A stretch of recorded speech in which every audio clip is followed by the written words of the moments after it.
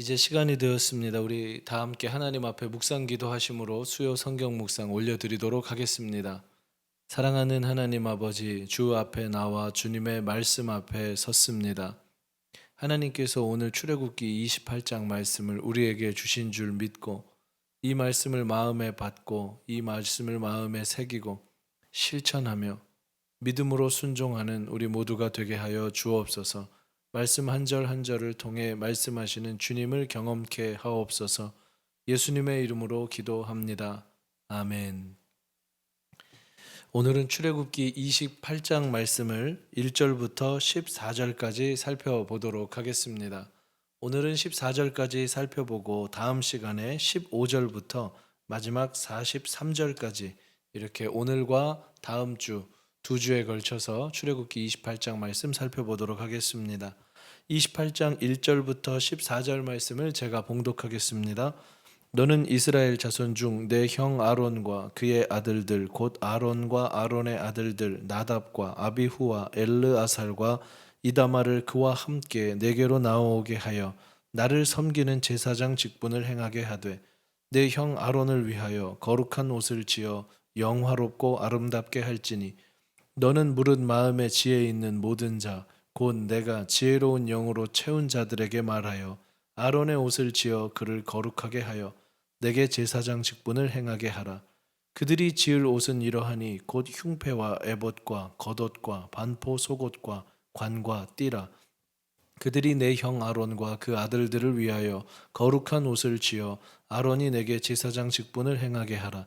그들이 쓸 것은 금실과 청색, 자색, 홍색 실과 가늘게 꼰 배실이니라.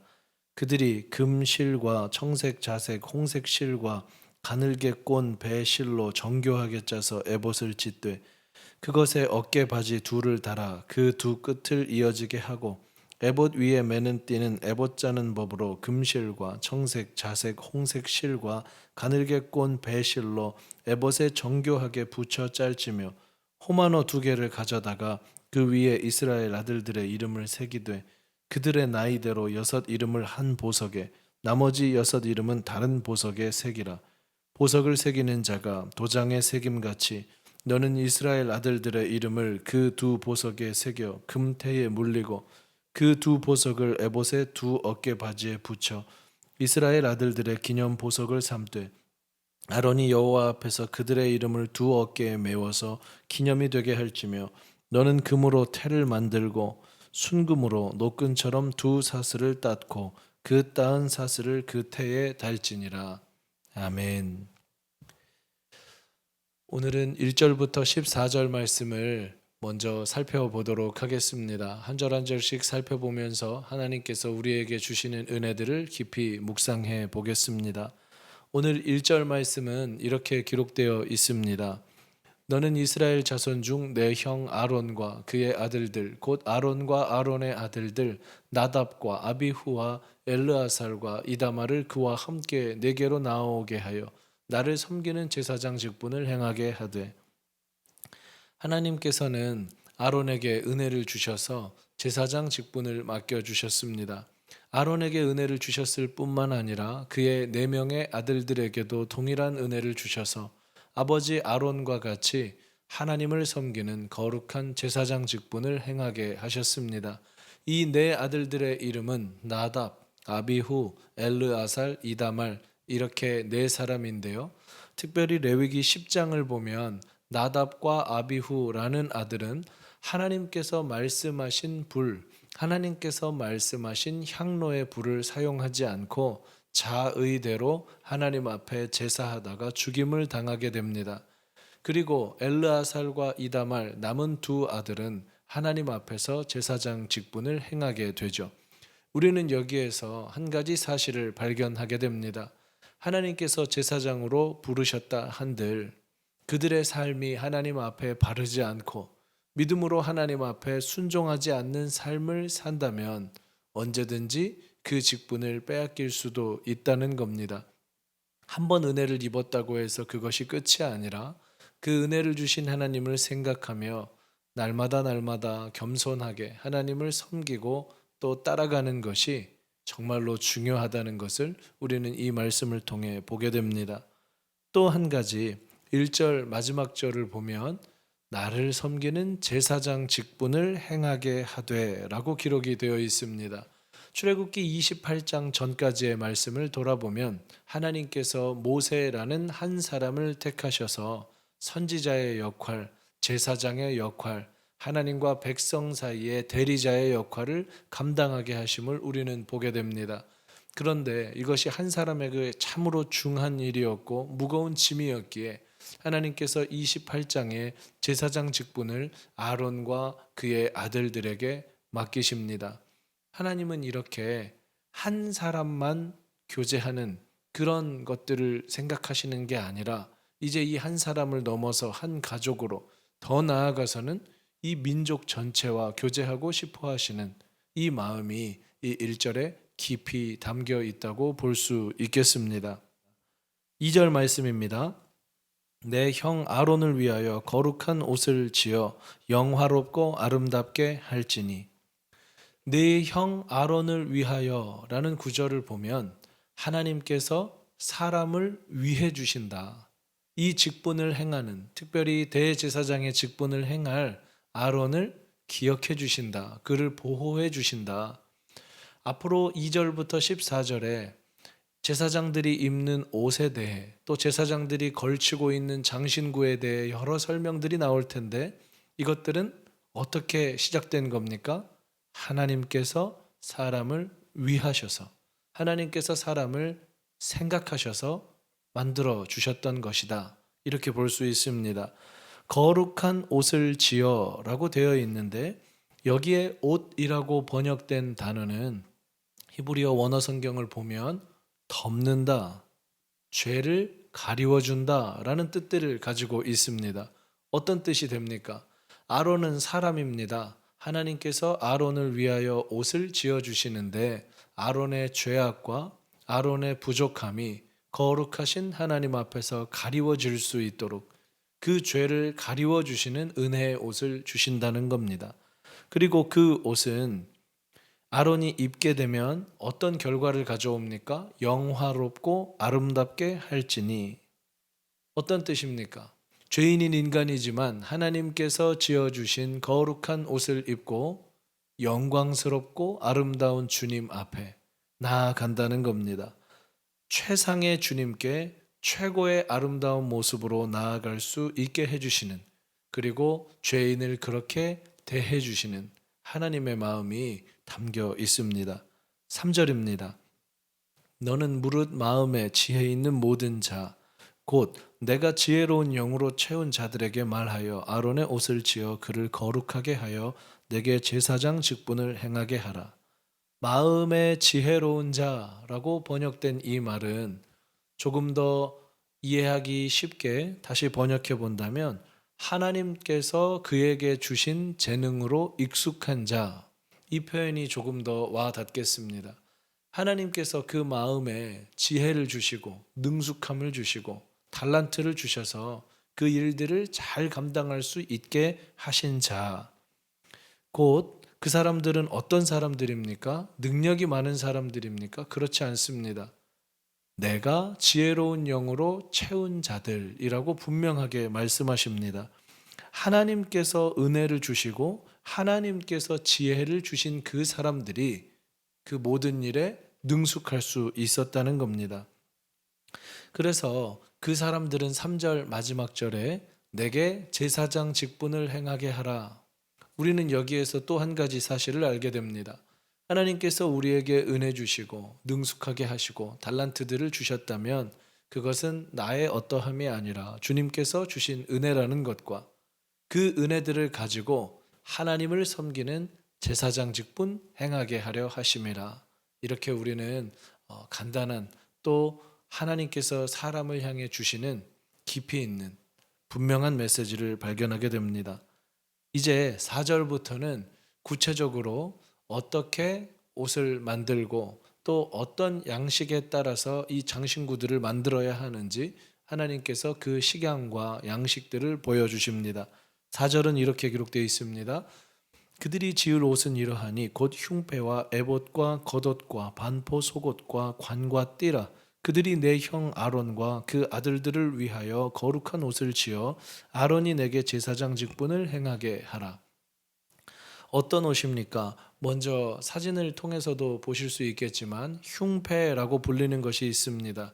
이 흉패는 대제사장들이 입는 에봇, 이 에봇 앞에 가슴 쪽에 달린 주머니입니다. 이 흉패에 대해서는 다음 시간에 15절부터 30절을 살펴볼 때에 조금 더 자세히 등장하기 때문에 한 번 더 설명을 드리도록 하겠습니다. 그리고 이 흉패 위에 12지파를 상징하는 보석이 있고요. 그리고 그 주머니 안에는 하나님의 뜻을 판별하는 우림과 둠밈이 들어 있습니다. 그리고 이제 에봇이 있는데 이 에봇은 겉에 입는 옷입니다. 사진으로 보면 앞치마처럼 되어 있는 것들을 보시게 될 텐데 이 에봇은 그래서 제사장이 겉에 입는 옷이다 이렇게 보시면 되겠고요. 겉옷이라고 되어 있는 옷은 에봇의 밑에 그러니까 에봇 안쪽에 받쳐 입는 옷입니다. 다음 시간에 31절에서도 살펴보겠지만 그래서 이 겉옷을 뭐라고도 부르냐면 에봇 받침 겉옷이다 라고도 부릅니다. 그리고 반포 속옷 이렇게 있는데요.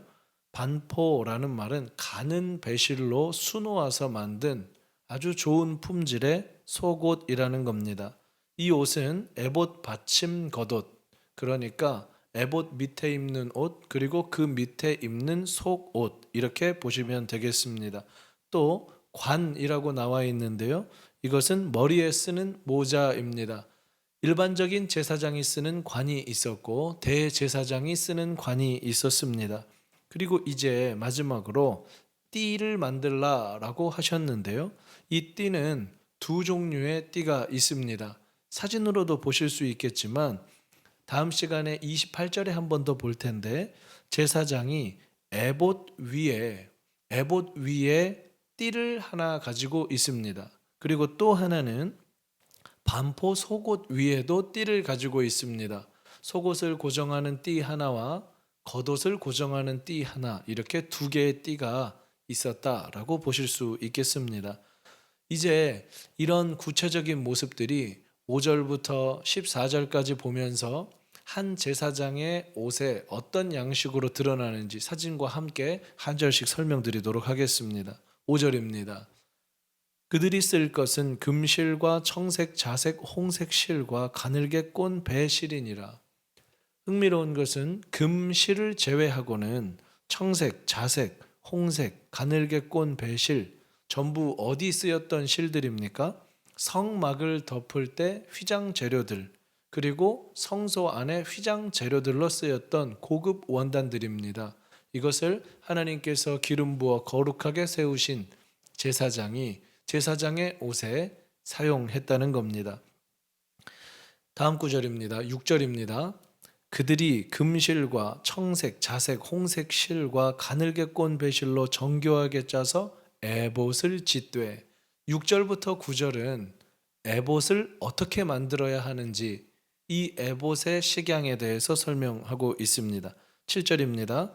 먼저는 그것에 어깨 바지 둘을 달아 그 두 끝을 이어지게 하고 사진에서도 보실 수 있겠지만 이 어깨 바지 요즘의 말로 바꿔본다면 멜빵 정도가 되겠습니다. 양쪽이 끊어지지 않게 이어주는 이 어깨바지 둘을 달아서 그 두 끝을 이어지게 하는 겁니다. 8절입니다. 에봇 위에 매는 띠, 에봇 위에 띠를 하나 매는데 금실과 청색, 자색, 홍색 실과 가늘게 꼰 배실로 에봇에 정교하게 붙여 짤지며 에봇에 붙여서 이것들을 잘 고정할 수 있는 띠를 만드는 겁니다. 이 띠가 어떤 의미인지, 에봇이 어떤 의미인지 이 구체적인 내용에 대해서는 다음 시간에 한 번 더 같이 한 절씩 살펴보면서 상세하게 또 묵상해 보도록 하겠습니다. 다음 9절입니다. 이 에봇에는요 호마노 두 개를 가져다가 호마노는 보석인데요 그 위에 이스라엘 아들들의 이름을 새기되 호마노 2개를 가져다가 이렇게 돼 있기 때문에 한쪽에 6개, 또 다른 한쪽에 6개, 이렇게 이스라엘 아들들의 이름을 새깁니다. 10절입니다. 그들의 나이대로 6 이름을 한 보석에, 나머지 6 이름은 다른 보석에 새기라. 그들의 나이대로 무슨 말입니까? 이 12명의 이스라엘 지파, 야곱의 12 아들이 태어난 출생 순서에 따라, 이 말입니다. 출생 순서에 따라 6쪽에 6 이름을 한 보석에 나머지 6 이름을 다른 보석에 새기라는 겁니다. 그런데 이 제사장의 에봇을 보면 이 이름이 새겨진 것들이 한 판 안에 있는 것들을 보게 됩니다. 무슨 말입니까? 주 안에서 하나라는 거죠. 이것이 신약 시대로 넘어오면 다양한 모습의 사람들이 모여 있지만 주 안에서 하나의 공동체를 이루는 교회의 모습으로까지 우리가 발전해서 생각해 보게 되는 것입니다. 11절입니다. 보석을 새기는 자가 도장에 새김같이 너는 이스라엘 아들들의 이름을 그 2 보석에 새겨 금태에 물리고, 이 2 보석을 고정할 수 있도록 테두리에 금으로 물려서 이 보석을 준비하라는 거죠. 12절입니다. 그 2 보석을 에봇의 2 어깨바지에 붙여 이스라엘 아들들의 기념 보석을 삼되 아론이 여호와 앞에서 그들의 이름을 그 2 어깨에 메워서 기념이 되게 할지며. 이 기념 보석을 메고 있는 것, 이게 무엇을 나타내는 겁니까? 이게 제사장에게 주신 직분이라는 겁니다. 우리 각자에게는 하나님께서 주신 직분이 있습니다. 찬양하는 사람, 운전하는 사람, 말씀을 전하는 사람, 전도하는 사람, 또 한 가정의 가장, 또 때로는 자녀, 여러 가지로 하나님께서 우리에게 직분들을 허락하시는데요. 중요한 것은 그 직분이 얼마나 귀하냐 귀하지 않느냐, 이것을 사람이 판단할 것이 아니라 하나님께서 주신 그 직분을 얼마나 성실하게 감당했는가, 이 부분이 중요하다는 겁니다. 그래서 제사장에게는 그 2 어깨바지에 붙인 기념 보석, 이것을 가지고 하나님 앞에 나아가는 것, 이게 직분이었다는 거죠. 나중에 신약 성경을 가게 되면 예수께서 우리의 대제사장이 되어 주신다라고 했는데요. 그렇다면 예수의 역할 중에, 대제사장의 역할 중에 중요한 것 하나는 무엇이겠습니까? 이 땅을 살아가는 우리 모든 성도들의 이름을 당신의 2 어깨에 짊어지시고 하나님 앞으로 나아가신다는 겁니다. 그래서 우리는 이 대제사장의 모습을 통해서 다가오실 예수 그리스도의 모습을 깊이 묵상하게 되는 것입니다. 12지파, 12명의 아들, 이 이름들이 항상 하나님 앞에 나갈 때마다 있었다는 것은 어떤 의미를 가집니까? 하나님께서 이 12지파를 귀하게 여기셨다는 것, 그리고 항상 이들은 하나님 앞에서라는 마음으로 살았어야 한다는 것을 보여주는 것이죠. 이제 13절입니다. 너는 금으로 태를 만들고, 마지막 14절입니다. 순금으로 노끈처럼 2 사슬을 닦고 그 따은 사슬을 그 태에 달지니라. 말씀을 정리해 보겠습니다. 사랑하는 성도 여러분, 오늘도 하나님께서 우리에게 은혜를 주시고 또 말씀을 묵상하게 하셨습니다. 어떤 마음의 깨달음들이 있으셨습니까? 하나님께서 대제사장을 부르시고 또 그 대제사장이 어떻게 사역해야 할지, 무엇을 입고 사역해야 할지도 보여주셨습니다. 주님은 우리를 부르시면 거기에서 그치시지 않고 어떤 모습으로 어떻게 섬길 수 있는지까지 그 방법도 알려주시는 분입니다.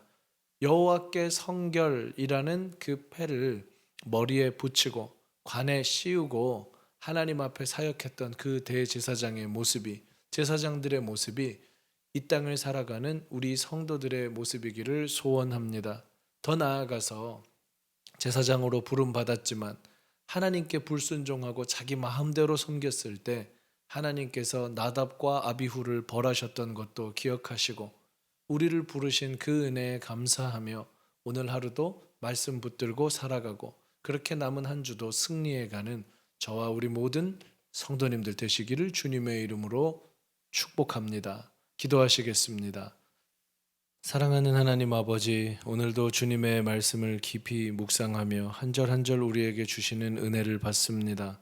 출애굽기 28장 1절부터 14절까지의 말씀이 이 하나님의 음성이 우리의 마음 가운데 심기워지게 하시고 이 말씀을 들었으면 듣는 것에서 그치지 않고 삶에서 살아내며 믿음으로 순종하는 우리 모두가 되게 하여 주옵소서. 오고 가는 길 우리 교우님들의 안전을 지키시고 건강하게 하시고 어려운 일 생기지 않도록 도와주옵소서. 주 예수 그리스도의 이름으로 기도합니다. 아멘.